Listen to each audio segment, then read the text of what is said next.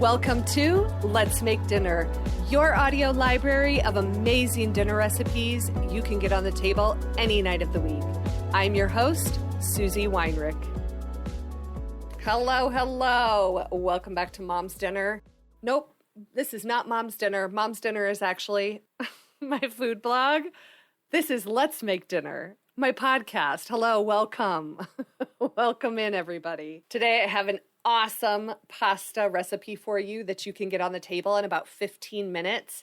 It comes together so incredibly quick, but it has nice layers of flavor, so the adults will love it. But if you tell the kids they're just eating alfredo, they're going to love it too. We're talking about mascarpone pasta.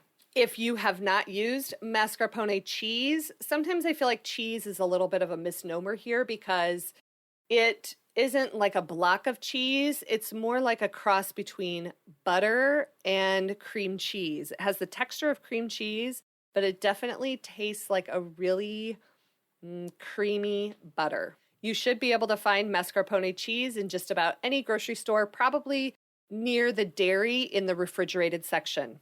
Some other ingredients that you want to make sure that you have on hand to make this is obviously pasta, garlic, lemon, Parmesan cheese, and then you need white wine. If you don't drink wine and you normally don't have wine in your house and you maybe prefer not to use it, you could definitely sub in chicken broth. It just won't have that extra layer of flavor.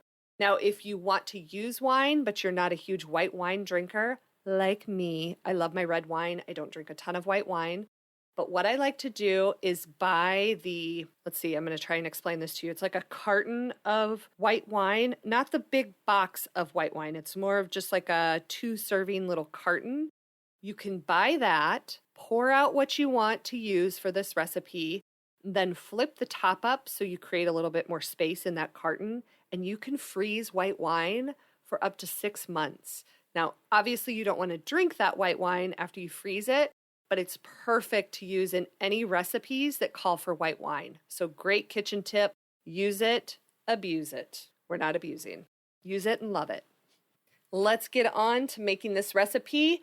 You're going to want to make the pasta, so boil the pasta while you're making the sauce, and that way your dinner will be done in 15 minutes. So you're going to take a large skillet and place it over medium heat.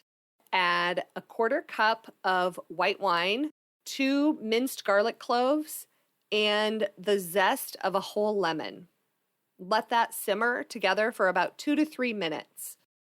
Then stir in 4 ounces of mascarpone cheese and keep stirring it so that it melts down into the wine and the lemon juice. You should see me in here. I'm literally stirring while I'm talking. I got to do the action so I know where I'm at. Okay, after that melts down into the wine, you're going to remove the pan from the heat and sprinkle in a 1/2 cup of grated Parmesan cheese. Keep stirring so that melts down into the sauce, and then stir in a 1/4 teaspoon of kosher salt and a 1/4 teaspoon of black pepper. If you don't like black pepper, go ahead and skip that. Now, here's one thing that you're going to want to remember to do, and this is a great kitchen tip. Anytime you have a recipe that calls for reserved starchy pasta cooking water, how many times have you drained the pasta and then been like, oh, hell, I forgot to save the pasta water? I've definitely done it until I found this tip. When you get your colander out and you pop it in the sink, also get out a glass measuring cup or just one of your measuring cups and put it in the colander. And that way, when you go to actually pour the pasta into the colander, 1, you're going to stop and be like, oh yeah, I need to reserve some water. Let me do that. Or 2, you're going to pour it in there. It's going to capture some of the water. And even if you forgot it, now you have it. Take that cooked pasta and toss it right into that mascarpone sauce and just stir it around so it coats all of the pasta. It will be a little thick, and this is where that reserved pasta water comes in. You can pour in a little bit at a time until you get the consistency that you want, and it coats the pasta just how you like. That's it. Your dinner is done. Of course, give it a little taste, see if you want a little bit more salt or pepper, but otherwise it's ready to serve. I will say one thing about this recipe. It calls for 12 ounces of cooked pasta, which in one house may serve one person. In another house, it may serve 4. If you have a house with some really hungry people, you may want to double this recipe. This pasta would also be excellent with a little bit of grilled chicken added on top, or if you want to toss in some mushrooms or asparagus, that would be delicious as well. As far as side dishes go, I recommend serving this just like you would any other pasta dinner. Add a little side salad and maybe some garlic bread. That does it for today's episode of Let's Make Dinner. As always, I will link the full printable recipes of any recipe that I talked about in this episode. If you are enjoying these episodes of Let's Make Dinner, I would love it if you would subscribe or follow in your preferred podcast player. That way, all of our future episodes will show up right in your podcast feed and be easy to find. Until next time, I hope this episode of Let's Make Dinner makes your dinner time a little easier.